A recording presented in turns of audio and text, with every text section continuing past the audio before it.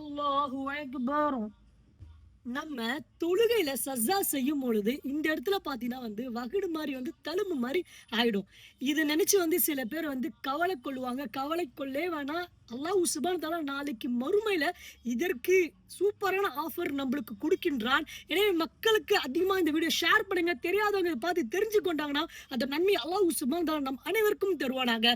ரசூலுல்லாஹி ஸல்லல்லாஹு அலைஹி வஸல்லம் சொன்னாங்க, சஜ்ஜால ஏற்படும் இந்த மாரி வகுடு நரகம் தீண்டுவதிலிருந்து அல்லாஹ் நரகத்திற்கு ஹராமாக்கி விட்டான் என்று நம்ம இந்த ஹதீஸ்ல பார்க்க முடியுது. அதாவது பார்த்தீங்கன்னா தொழுகையில சஜ்ஜா செய்யும்போது இந்த இடத்துல வரும். அதுக்கப்புறமா பார்த்தீங்கன்னா இந்த இடத்துல வரக்கூடிய தழும்பும் கூட அல்லாஹ் சுப்ஹானஹு தஆலா நரகம் தீண்டாத அளவுக்கு நம்மளுக்கு குடுத்திருக்கானா, அல்லாஹ் எந்த அளவுக்கு நம்ம மீது அன்பு வச்சிருக்கான் பாருங்க.